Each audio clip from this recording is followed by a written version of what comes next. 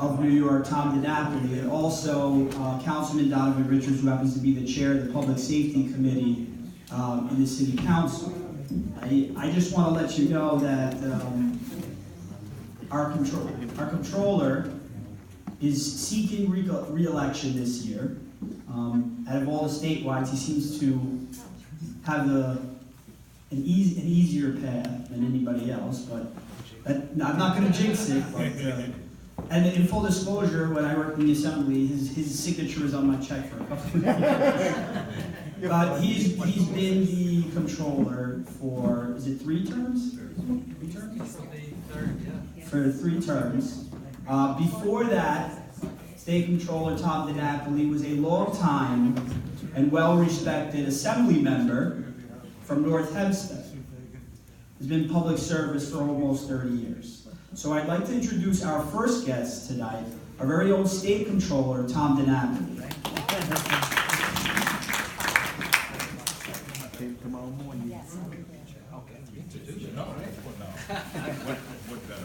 I'm feeling very guilty because Councilman Richards walked in 2 seconds before I did, so I feel like I'm unfairly voted up. But I'm really pleased to be here. I appreciated when Jeff reached out, your president, to invite me to come by and say a few words. And certainly, I know this club well, and Morty and Sandy, who do such a great job as your leaders, and the other JFK State Committee have been very important to me next week when we have our state convention. So I really want to commend all of you for keeping the wonderful tradition of the JFK Regular Democratic Club. As someone who grew up not too far from here in Nassau County, just over the border, you know, when I was coming of age, certainly John F. Kennedy was someone who inspired me. And although I was growing up in a good Republican neighborhood, in a very good Republican household too, I might add, I do admit, don't tell anybody, Councilman. You know, as I was a teenager, sitting there in front of the TV, watching everything happening, right? The civil rights movement and the women's movement and the environment. First Earth Day happened when I was in high school. Gay liberation movement, as it was called back then. And certainly the tremendous impact of the war in Vietnam, which was certainly a time of great division, right? Not too different from what we're going through today in terms of division. People say, oh my God, we've never been so divided. I said, you know what? I remember how divided we were. And I remember, you know, having a sense that we really could do better and that our country needed a new direction. And voices like Martin Luther King's and Bobby Kennedy's, and it's hard to imagine that we just acknowledged the 50th anniversary of Martin Luther King's assassination, and on June 6th, it'll be 50 years since Bobby Kennedy was assassinated. I mean, how did we get through 1968, right? So I think about that time, and that's really what continues to challenge me, inspire me, motivate me, and it's really why I became a Democrat. When I was turning 18, many of us were very concerned about the direction of the country. You remember what it was like back late 60s, early 70s. You had to be 21 to vote, 18 to go buy a drink, but 21, we flipped it, right? We flipped it. But many of us fought very hard to lower the voting age to 18, because we felt strongly that if we were being drafted, and something else we don't think about these days, but there was a draft, if we were being drafted, sent to a war that many of us didn't support, we should at least have a say in terms of the direction of the country. And I remember when I was in my parents' house in the kitchen, and I had to break the news to my mother I was becoming a Democrat. It wasn't a good conversation at the time. But I've never regretted that choice. And certainly where we stand in 2018, when I look at the terrible direction that Trump and the National Republicans are leading this country, this is not my parents' Republican Party anymore. And what they are doing to the middle class, what they're doing to New York, these federal policies we're just beginning to feel the impact, right? A tax policy, tax cut that disadvantages middle class people, disadvantages New York State. To pay for the tax cut, budget cuts. And we were very fortunate in the last federal budget process. We, thanks to Chuck Schumer's leadership, we dodged some significant hits in the budget, but over time, that's still going to be the issue. Because to pay for the tax cut, they're going to have to cut healthcare programs, housing programs, education programs. So what we try to do in the Comptroller's office, and it is a great privilege for me to be be your state controller, is to try to focus people on the impact of those kinds of changes, both in terms of changes that we don't control that are coming out of Washington, but also looking at trends that are happening in our own state. So we've done thoughtful reports on the opioid and heroin crisis in the state, the housing affordability issue that we have in our state, healthcare outcomes, and pointing out that there still are disparate outcomes between communities of color and majority communities throughout the state. You know, I always try to explain to people, you know, one of the challenges I have as state controller is that unlike when I was in the assembly where I had a vote, I don't have a vote anymore. And I'm not like, you know, the governor where you have a veto or you can sign a piece of legislation. But we are set up to be the independent voice, to provide thoughtful analysis of the issues that are confronting the state, especially budget and fiscal issues. And we are the least partisan of the offices. And in many ways I enjoy that role because even when I was in the legislature, I tried very hard to work on a bipartisan basis to address the issues that we were all dealing with. So just very quickly, because I know we want to hear from the councilman as well, I'm very proud of the work that we've achieved over the past few years as your state controller. We continue to provide some very strong recommendations on how the state budget process can be improved. We need more transparency.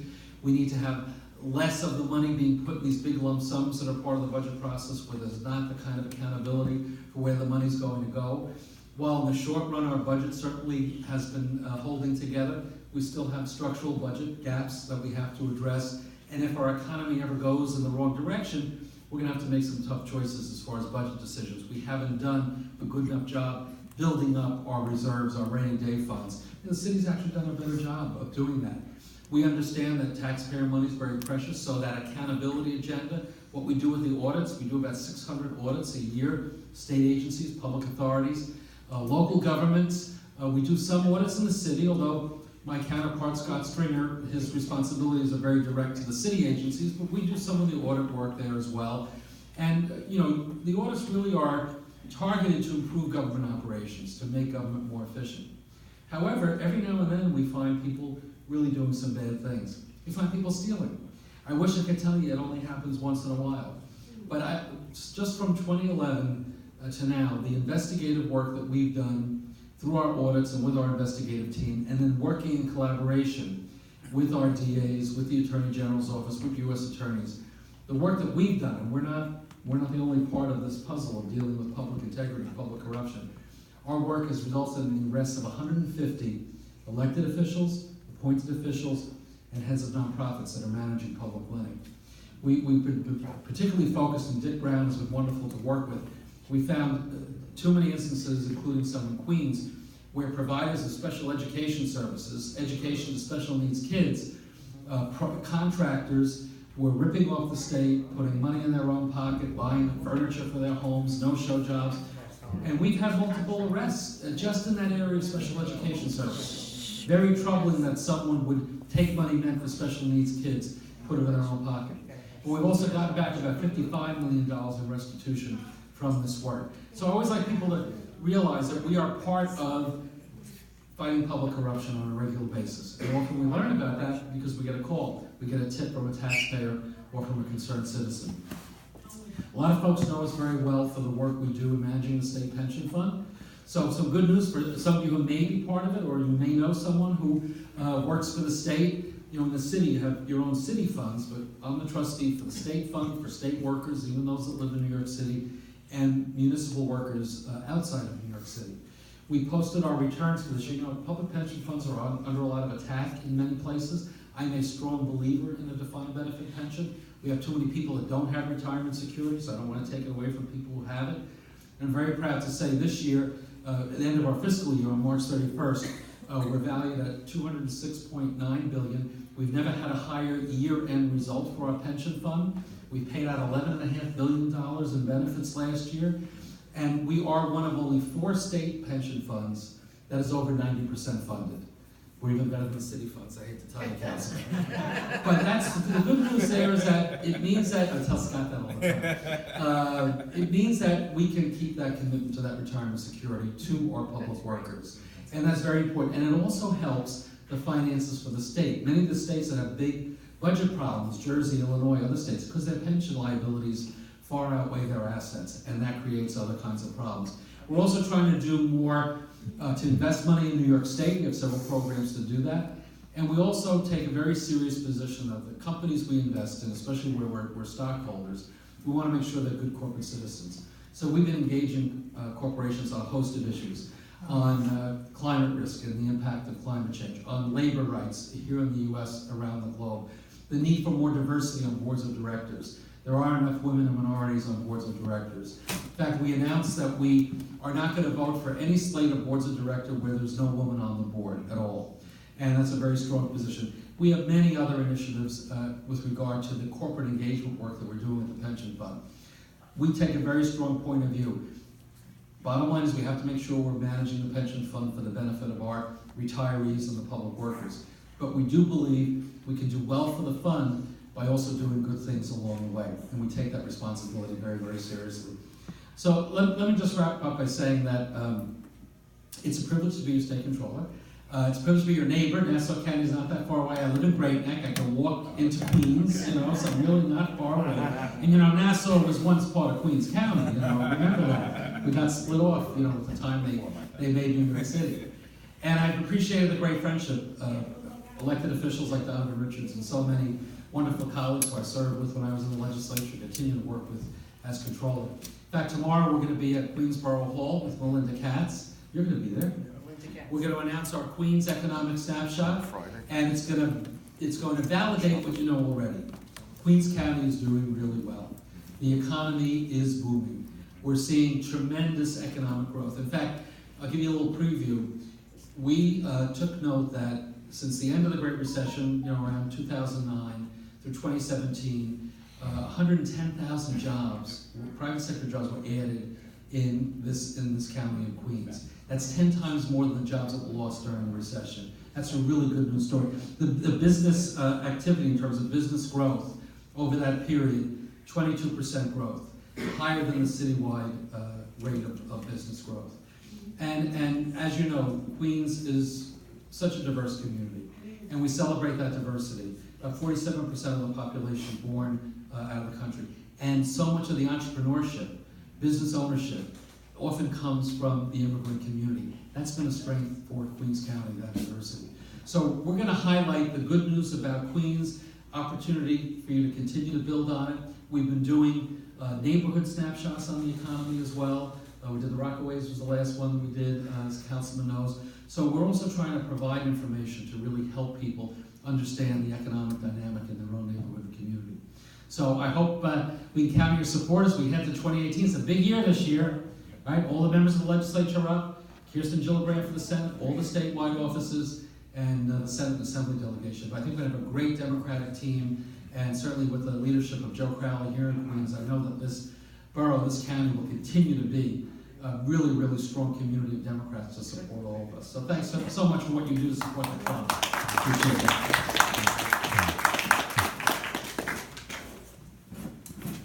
I do a little introduction for Councilmember Richards.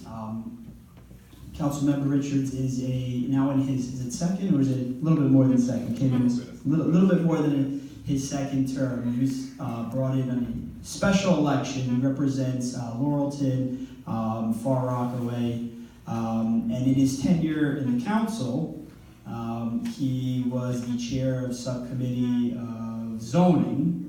And I saw him at his best at Borough Hall, passing some very important zoning initiatives in 2014, 2015 to help the housing crisis that is currently going on.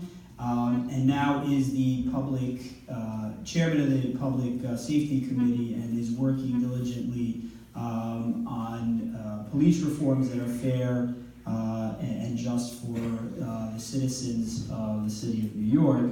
And also, just to highlight, I don't know the specific name of it, but he recently worked tirelessly to bring a lot of economic opportunity to the Rockaways through some rezoning that will benefit downtown Far Rockaway, but for all residents of Far Rockaway. So I'd like to introduce you our main guest speaker tonight, Councilman Donovan Richards. I thought Jeff liked me, but he put me up after state comptroller. It's a hard act to follow. Well, good evening. It is an honor to be here. I am New York City Councilmember Donovan Richards. I represent the Republic of the Rockaways, Laurelton, Rosedale, Springfield Gardens, and part of JFK Airport. Everybody knows where the airport is, right? So those communities in the outskirts. And it's been an honor to serve in the council going on almost 6 years, but I've been at the council for 15 years, believe it or not. I don't want to show my age, but yeah, I've been here since about 2003. And I actually got inspired to get into government with an unfortunate incident that happened in my life where a good childhood friend of mine was actually murdered in Southeast Queens. And out of that, I decided to get engaged, and I met my council member, and then he gave me a job in November 2003, and it ended up being history. So it's really amazing how the world comes in full circle, right? And now I'm the chair of the Public Safety Committee for New York City, and I was actually sworn in. I came to a special election. I had about 10 competitors, gruesome, and it was a February special, so imagine how cold it was. And I remember knocking doors in a blizzard and a lady yelling at me, "You need to go home, you're gonna win. I'm gonna spank you." And I was just like, I gotta be out here, and that's why we're here, by God's grace. So I've had the honor, I got elected in 2013 March. We had to do a recount, and it was a very close election. So I always like to tell people, every vote counts.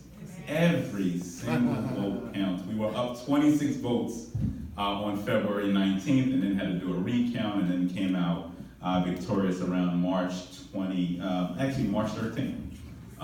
So I always tell everybody, every vote counts. I've had the honor of chairing 3 committees since 2014. So I started off the chair of the Environmental Protection Committee, and one of the reasons I really wanted to chair that committee is obviously the effects of climate change. I represent the Rockaways, which when I came in was hit very hard. I mean, we were on the ground out there, and we had a lot of issues. Infrastructure, even prior to the storm, was a major issue.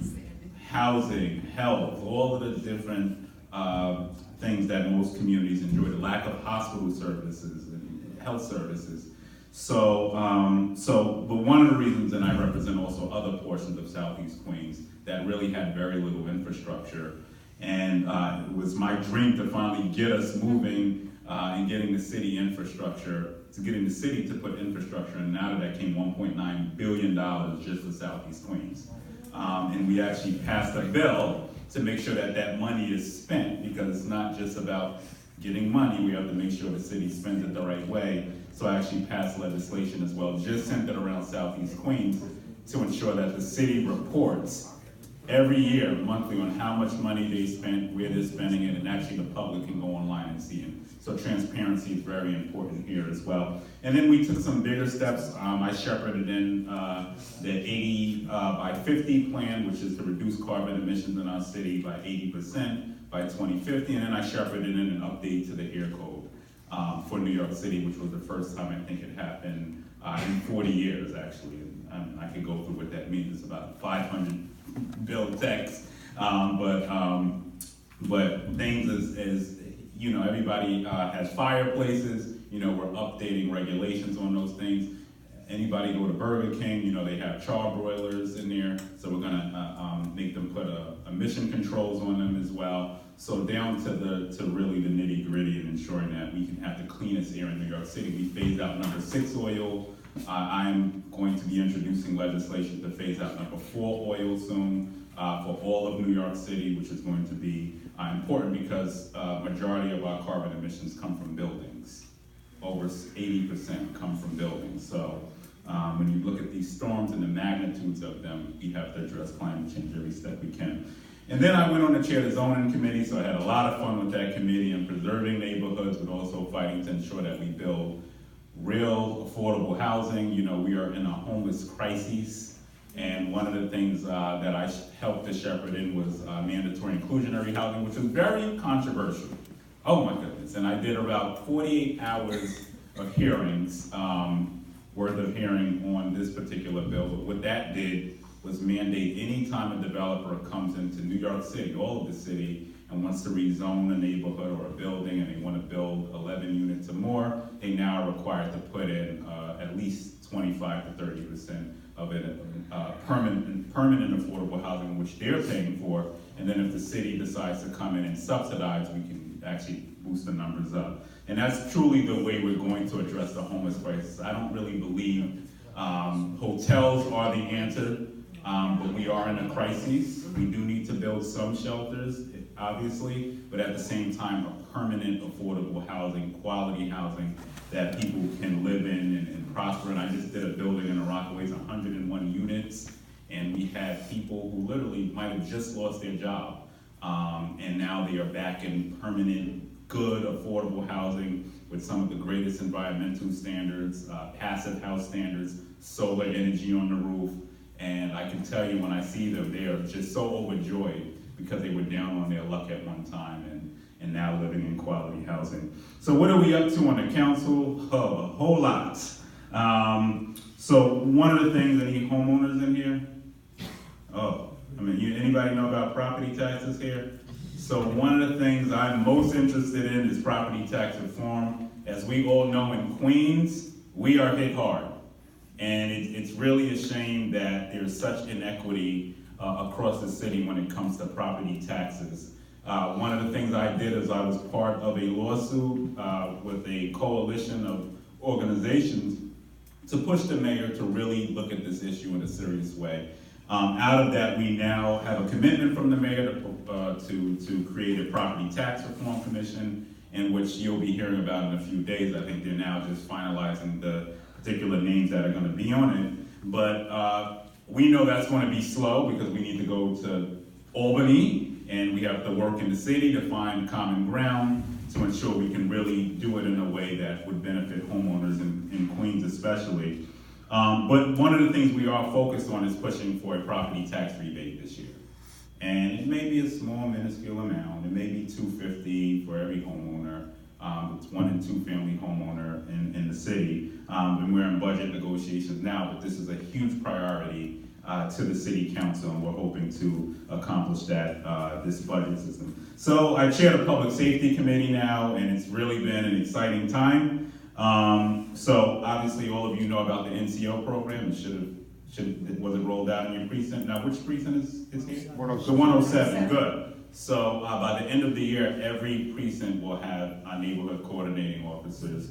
And my job is to make sure, as the chair of the public safety committee, I have oversight over the New York City Police Department, also the special narcotics prosecutor for New York City. And then I also work very closely with the DAs, but Councilmember Lansman obviously oversees the DA's portion of that. So NCO program, I'm very interested in metrics and measuring to make sure that we strengthen the police department. It's not being combative. It's not about a good soundbite. It's about ensuring that we can come together and strengthen the department in a way and to represent the community's voices to make sure that we're getting maximum results for our communities. So I'm very happy at where we're going to roll out, but once again, one of the questions I've had for our police commissioner is how are we measuring success? Are we getting to the everyday New Yorkers that we need to get to, to ensure that we're really building out good community police relations? We also, you might have heard of the body cam program as well. So every precinct by the end of the year, it wasn't going to happen until next year, but every patrol officer in New York City is going to have body cameras by the end of this year. So I'm very excited about that program. I think it's going to bring, not only protect our communities, but also protect police officers as well, so we can get a full story when something happens, a full accounting, and transparency, more importantly.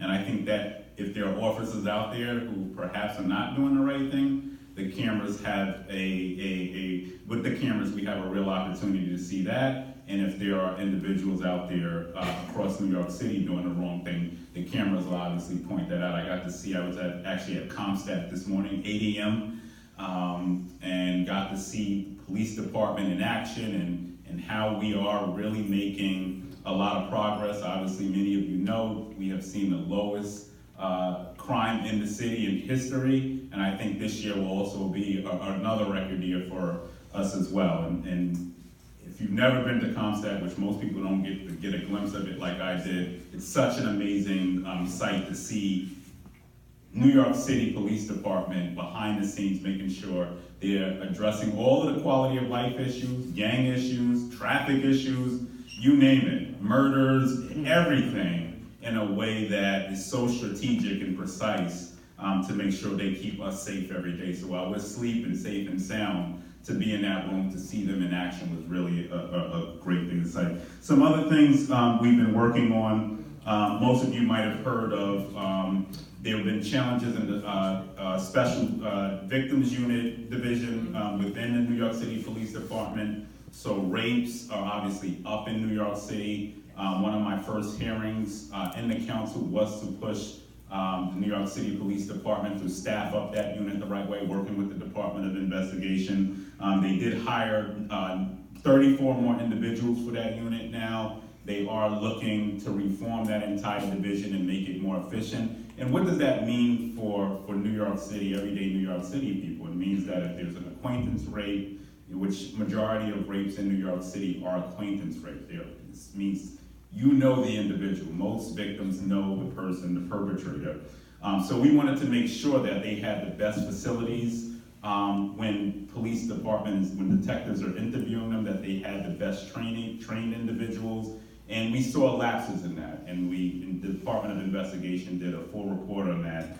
And we really were successful. I'm happy to say in New York City, the police department is now looking to build out new buildings, at least to locate 4 or 5 new buildings for when victims are interviewed. They are quality now. What was happening before, they were going into these decrepit locations. Even Queens has a horrible location. Imagine you've been through so much trauma and you have to go sit in a location where rats and rodents are running over your feet, and then you're seeing people from your community being hauled into the precinct in cuffs, and they may recognize you or they may know the perpetrator. So we're really working to make sure that we shift that in the city. So to be continued, but I'm happy to say the police commissioner testified at my executive hearing Monday that they are looking at least 4 or 5 new locations. Manhattan actually located a new location for victims. And in this day and age, we need to make sure that we are doing everything in our power to ensure that we are protecting people who go through such traumatization. So I'm happy to report that. And then also we have an opioid crisis, obviously, and many of you have heard of that. I think last year we had close to 1,600 deaths.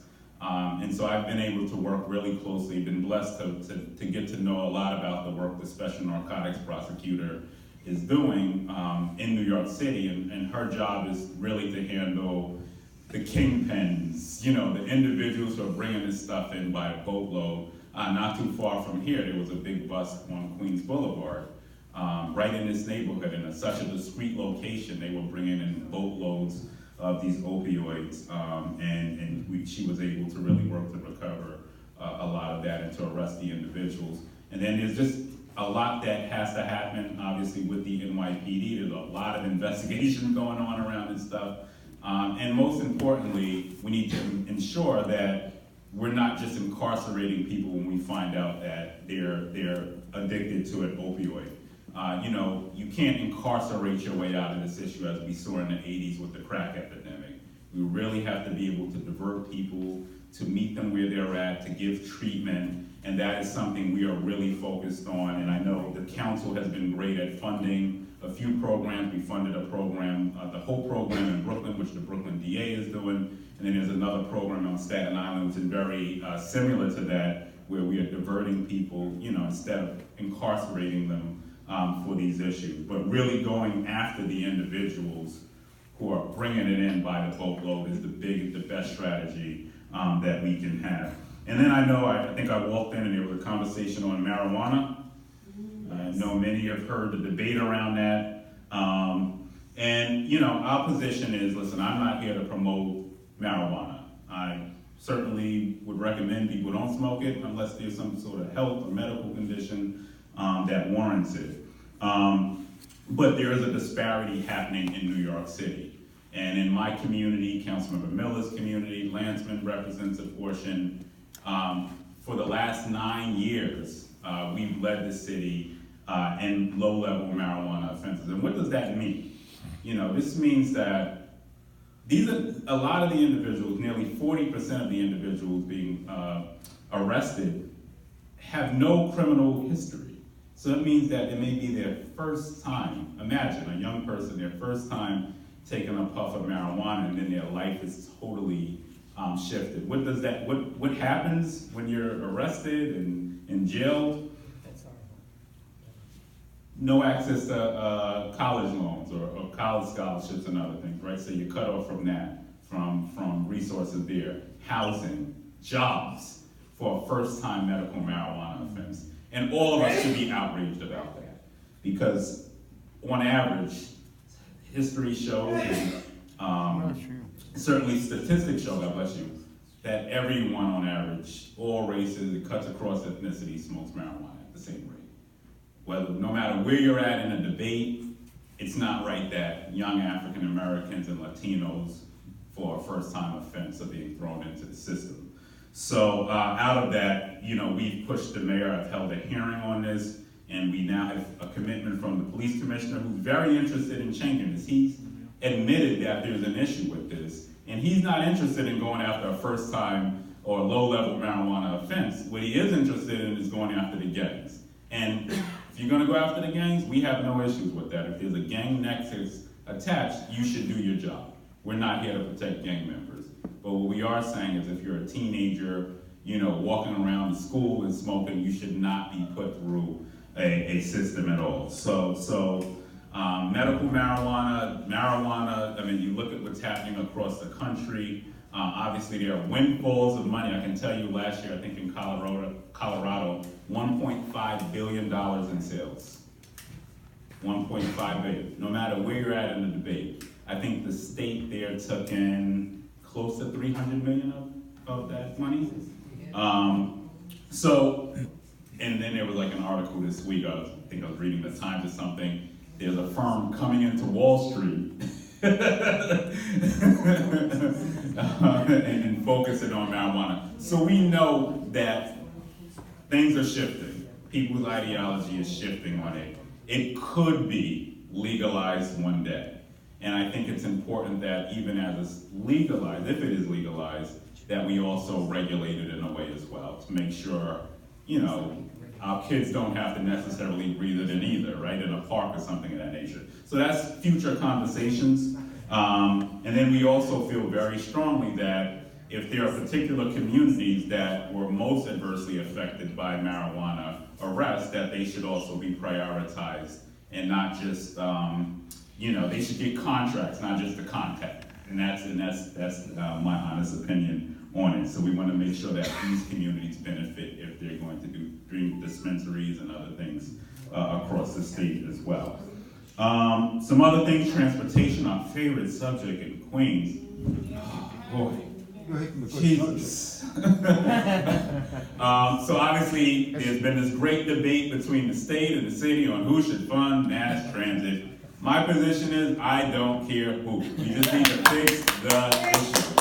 This is beyond politics and does it cut into probably some initiative money that I would love in the city council? Yes. But I think the bigger picture is that you don't differentiate between me and my state senator when your train breaks down. You call and yell at me too. And I'm on the train with you stop. Like this morning, you know, there were signal issues. I'm like on my way to One Police Plaza. Did everything right. Got up early and got stuck. Was about 3 minutes late. So I didn't do that bad. But for those who don't have the leverage to be late to a job, think about it. It's unfair to them because they lose their jobs. If you're late, your professor is like saying, the dog ate my homework. You know, but if you're in Queens, you know that we're in a transit desert. So we're in budget season, and obviously this is going to be something that the council is looking at very closely, and I'm certainly in support. And also, everybody familiar with the Fair Fares campaign going on, which I'm in support of as well, to make sure that we can give most vulnerable half-price Metro cards as well. So that's a big campaign that is going on. Next Thursday, we'll be at train stations all across the city, pushing for it. We do think this is something the mayor should entertain. You know, listen, this helps with jobs. This helps keep people out of the system, right? Because some people get caught jumping the turnstile, and it may be to go to a court appearance, in all honesty, and then they're put back through the system for jumping a turnstile. So that's something that we're pushing for. I'll just touch on a few pieces of legislation, and then if there are questions, I guess, for me and the state comptroller, I'll be happy to be happy for him to take all the hard questions. See, I'm so generous. So last year, I'm so happy, and actually NBC just did a story on my foster care bill, which I passed last year, and it just went into enactment. So it required ACS. So what happened at the city council is we had a foster care shadow day where children in the foster care system shadowed us for an entire day. And we got to get ideas from them. And out of that experience, I heard from a young lady, Tiana, who actually lived in my community, 16 years old, actually was going to college at 16. What an amazing story. And grew up in the foster care system. And she was telling me of the different challenges she had going from home to home. She finally had found a steady home, but she spoke of how she was denied her allowance, and how she couldn't use the refrigerator, and how poorly she was treated. And we kept hearing this story with all the children when we finally got them together for lunch. And out of that, I was like, well, what are we doing to allow them to have a voice in this system? And out of that came a piece of legislation, which was it was a no-brainer. It required ACS to provide a survey to every teenager, 12 and up, a survey in the foster care system. And I was so proud yesterday, over almost close to 1,400 kids took this survey. Wow. And they got a $10 gift certificate, so that didn't hurt. Nice. But out of that came, it actually is data that is useful in pushing the city to do better, to cater to kids in our foster care system. So out of that came the need for more education services, the need for more consistent counseling. And this is the voice of young people in the system, not some government agency coming and saying, this is what I think you need. We need help with housing. And it was such an amazing thing to see come out yesterday. And out of that data is going to help us really push ACS to invest in a lot of these areas. College readiness, we heard a lot about. How do we tap into the job market? We need help. Mental health was a big one. We need to talk to people. So I thought that was something that was great. So that's something that we did. We also passed recently a bill on IEP. So what we noticed was, in my district at least, is that there was a concentration of kids who had special education needs. And you would find in one school, I had one school with 400 kids with IEPs.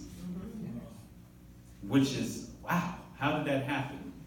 And it's not about painting them as these horrible kids, oh, they have issues. Where were the amount of counselors they needed? Where were the amount of services they needed? So now in New York City, based on that law, they're going to be required now to submit a report each year on how many IEPs are in every school in New York City. And that data will be readily available to the public as well. And I think that's going to help us, one, to address the stigma, but two, to make sure that there are resources there. Quickly go through, we also passed a bill on community land trust. We need to make sure young people like Jeff and myself could actually afford a home, right?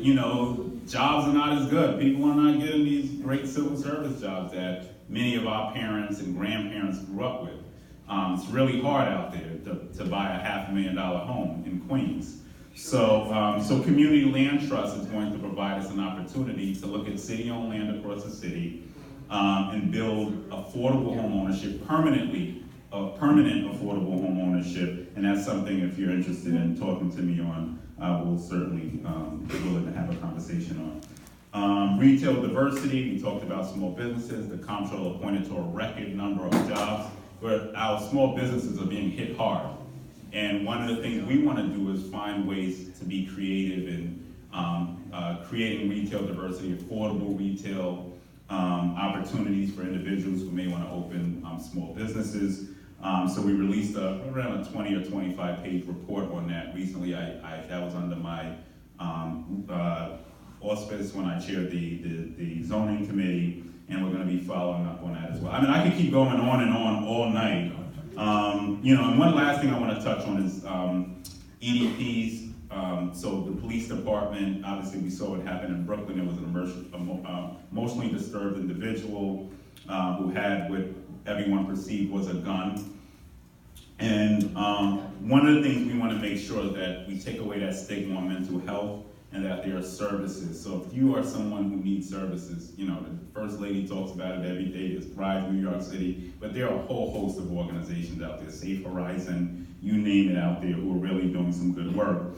And one of the things we want to do is sort of take a different spin on it when someone calls 911 because there's an emotionally disturbed person in their community, and really take the police out of it as much as we can, and really have counselors on site and critical response teams, in which now just about every police sector that comes out at night will now have a unit dedicated to really dealing with these issues. And I think that's going to be important for us as we move forward too. Out of that, we've got the mayor to agree to create a task force around mental health on this issue, and in the police department, some of the top chiefs are at the table on this. And we're going to have the deputy mayor of health is at the table on this. So we're going to be doing some announcements on that in a few weeks. We're now finalizing who's going to sit on it. But I think it's going to be a great opportunity to really get rid of the stigma in everyone's community, not just Black communities. Everyone has someone or knows of someone who's in need of services. And even some of us are, even if we don't want to admit it. You know, I know my wife tells me I'm not wrapped too tight some days, you know, but it's all right. You know, but we all need that outlet, and we want to make sure that those services are available and really take the stigma away. So Jeff, I want to thank you for having me. I hope I didn't talk too long, and I saw him not fall asleep in the front. I saw you at the county dinner, maybe it was the food. But I want to thank you for having me this evening. We'll open it up to questions. Thank you. Let Alan go first if you want. I have a question for each of you, and they'll be easy questions. They're hard, as far as the city goes, which one? I have so many questions. Me too, Let's Alan. start with the zoning laws. Okay? Have you walked through downtown Flushing? Oh, yes, with Peter Koo, yes. I've done a personal tour with Peter Koo. It's a mess. It is. All they're doing is building without any more infrastructure. The subways are overcrowded, the supermarkets are overcrowded, schools. Stop building until you can get infrastructure under control. Well, let me say this, and I'm in total agreement with you. I don't think you can just build housing. And even within my own community, we did a rezoning, which is going to bring about 3,000 units within the downtown area. And once you come downtown Far Rockaway, you will see what looks like a ghost town. It reflects something from the 70s or 80s. But in that plan, what I said to the mayor was, you just can't come here and build housing. Like, I need infrastructure.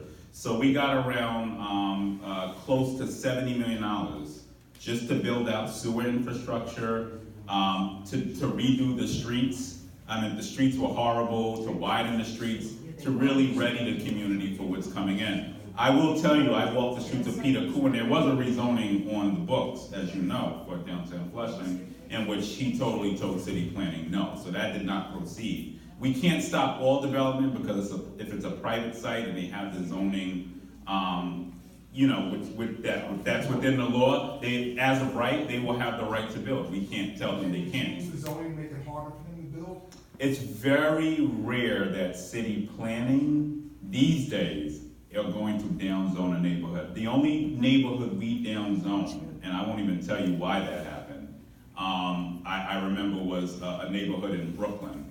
And there was a commitment with the mayor and this person, and I'm not gonna go into why that happened, but that was a rare, very rare case. And we also have to keep this in mind. New York City is growing, okay? You are going to have 10 million people here. They have to go somewhere. And, well, that's up to the comptroller. But even upstate, there's a challenge with housing. He can tell you that. He can tell you that. Not, they have more land, but they have challenges with economic. development, right? So New York City is a, you know, is a place that people love. Everybody wants to be And here. everybody wants to be here. Everybody wants to come here in the world. So the only thing you can do is go up. And then with the pressures on the market, think about it. This is what's pushing rents up, right? The demand. And that's why you're pushing people into the homeless system. So my honest opinion on this, in all honesty, is if you don't do it, all you're doing is saying, let's build more homeless shelters, because that's what's going to happen. I've got to see New York City as a whole as the chair of zoning. And I can tell you now, if we're not building housing, we are just putting pressure on the market and pushing people out of their neighborhoods. And even without some of the zoning changes, what will happen in places like Flushing, where you're seeing luxury, I saw some luxury stuff going up. You know, which is, listen, I'm okay with market rate housing, but at the same time, there has to be an environment that is conducive for everyone, the people who've lived in the neighborhood, so that they can stay. So it's a real challenge, and like I said, New York City is growing. It's not, no one is, as much as we may hear people say, people want to leave, they're not leaving here. They're coming, so. Now for the control. I was He raised sees in the a state. Democratic family. Say it again. I was raised in a Democratic family. Right. Love of Roosevelt, Right. love of Truman, love of Kennedy. I'm sorry, this is not our parents' Democratic Party. Case in point, a poll recently showed that most Democrats are now anti-Israel. They don't support the Jewish cause, they support Israel. How can we stay members of a party that is leaving us behind? And what is the state doing to combat the BDS movement?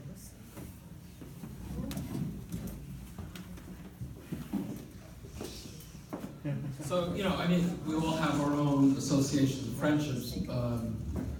I live in Great Neck, New York, and all the Democrats I know are very pro-Israel. So, you know, while perhaps some people have taken a different position, certainly for the New York Party, I think it would be fair to say that this is a very pro-Israel Democratic community here in New York State. And, you know, I can't speak for everybody in our party, but in terms of the elected officials, you know, when I see the turnout at the Salute to Israel parade, when I see the kind of response whenever there's an anti-Semitic incident that happens, I see communities coming together, and I don't see Democrats sitting on the sidelines. So I would suggest to you that some of that may be true in other parts of the country. It's not true here in New York State.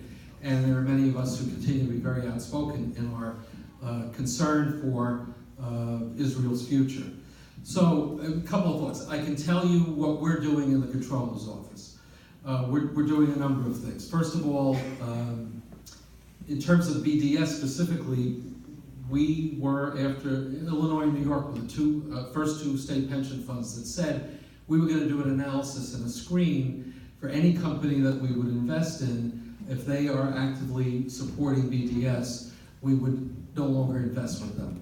So that is an initiative that has now been implemented just over the past few months. We haven't had to pull out our money for many of the companies we're investing in, so it's good news. But we are, on a regular basis, we've retained a firm to help us monitor and to have it affect a watch list, because some other states are doing the same thing. New York State, separate from the pension fund, has a law to require through the Office of General Services a similar screen and review. So for any company that would be a vendor or contract with the state, if they're involved in BDS, we would no longer do business with that company. That's what the state's doing, what the pension fund is doing.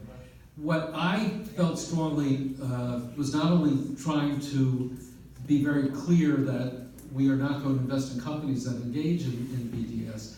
There's something else we need to do, and that is to reaffirm the fact that we are an active investor in the state of Israel. So I took a trip, I lose track of the years now, in late 2015, I guess it was the last time. It was my 5th trip to Israel. My first as Comptroller, actually. I went when I was in the Assembly 4 times. And I went, why? I brought my Chief Investment Officer with me. And actually Michael Miller from JCRC, who you probably traveled with Michael, right? He's an incredible leader for all of us. We went there. What were we doing? We were meeting with the investment firms where we already had money. We met with Netanyahu and other government leaders, Carney Flew, the head of the National Bank. We wanted to also hear about emerging opportunities. Where could we continue to invest? And it was great, because first of all, we saw on the ground the ways in which our money, pension fund money, your money as taxpayers and the employees who contribute, how it is making money for the fund, which is our first priority, but strengthening the bond that we have with the state of Israel. When we came back from that trip, we did a couple of things. We added to to two of our existing investment partners in Israel about $100 million of investment capital. And we then announced last November a new allocation of $400 million through Hamilton Lane for an Israel-focused fund. So, to me, besides condemning BDS and saying we're not going to invest in companies that are a part of that, we are affirmatively saying that we are going to ramp up our investments in Israel. We're going to strengthen the connection that we have. And when some people have said, and some have said, Tom, BDS is free speech, you shouldn't be getting involved in it. I say besides my own opinion in terms of the importance of supporting the state of Israel and the very unique bond that New York has with Israel, we have so much money invested there right now. Any effort to cripple the Israeli economy, which is ultimately what BDS is about, is going to hurt New York's investment. And so as the trustee for the fund, I can't be supportive of anything related to that. So both with our private equity money, the pension fund money that just mentions private equity, we also are the state that has had the longest and the largest track record of buying state of Israel bonds. We're in a tight competition with Ohio. The guy there keeps wanting to do better. He calls Israel bonds, he says, what's New York doing? I want to beat them. I think we're a little bit ahead of them now. So, you know, we have a strong emotional, historic, familial commitment, community commitment to Israel. But we also put our money where our mouth is. And I'm very proud of the fact that the Comptroller's office has been particularly strong in making clear we are standing by our friend, the state of Israel. Does your efforts also include BDS movement on Sunni and community campuses? Because there's a lot of anti-Jewish, anti-Israel. You know, that's not our office, you know, but it's a concern. No, I mean, it's a concern. We can do what we can do with what we control. I don't run Sunni. I don't know anybody that controls college students particularly. Look, I hate to tell you, people are entitled to opinions. We may not like the opinions, we need to speak out loudly, particularly when we think they're hurtful, and they're incitement to be not only anti-Israel, but anti-Semitic. I think we need to be loud and state it very clearly. But there are going to be people of a different opinion. And I think we have to model not only with what we say, but what we do, that we are not in any way endorsing, supporting, encouraging BDS, just the opposite. We condemn it, and we are putting our money where our mouth is and supporting the state of Israel. So don't worry, we're keeping the Democratic Party in good hands for Israel. We're going to work hard to keep that. I'll just take one more question because it's getting late in the hour. I'm being honored by the Met Council on Jewish Property. It's an Israel Day, right before Israel. Rich, you got breakfast. Yeah. The last one. Thank you. Last question. I have an easy one. Oh, Richie, troublemaker. Go ahead. No, I have an easy one for I know you. and a harder one for the controller. Thank you, Richie. I knew you always loved me. He knows which one.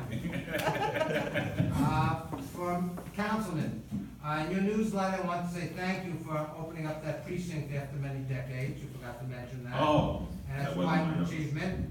And the question I have for you is, I was reading in the Valone newsletter that they have self-defense and active shooter training through the 109th precinct for some of the schools.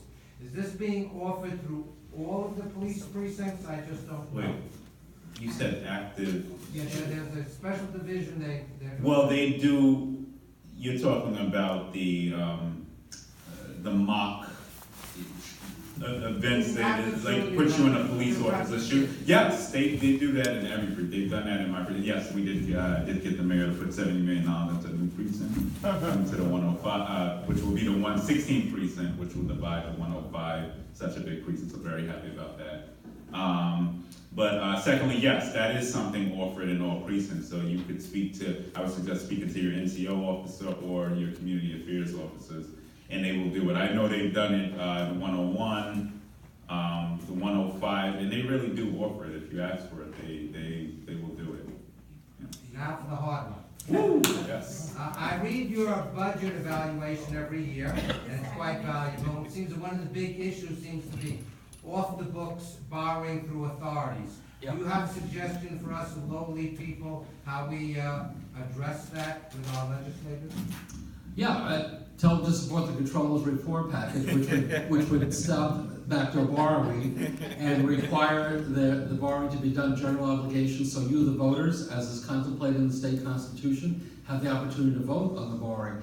Right now, only about, I think it's even now less than 5% of the state's outstanding debt was voter approved. Almost all the borrowing is done through the public authorities. And so one of the key checks on the amount of debt that we have, which is contemplated in the state constitution, which is for you, the voters, to vote on that, has basically been circumvented and eliminated. So we have a reform package that we've been proposing for a number of years. You have great members of the Senate and the Assembly that cover Queens. Just tell them, take a look at the Comptroller's recommendation, because the state's economy is strong right now. Not so strong upstate, but certainly strong down here. When we have an economy going in the other direction, the two things are going to hurt us. Number one, we haven't built up our reserves as strongly as we should have during the better times. And number two, we continue to be one of the most highly indebted states in the nation. If the revenues start to go down, if the economy goes the wrong way, the budget cuts from Washington hurt us, that really is going to create a challenge for us. So we need to get a better handle in managing our state's debt. And I think the way to start is by not allowing the authorities to be used for that backdoor borrowing. Thank you. I really appreciate both of you stopping by. I used actually a lot of information at just this meeting. With that note, I make a motion to adjourn the meeting. A second? Okay, meeting adjourned.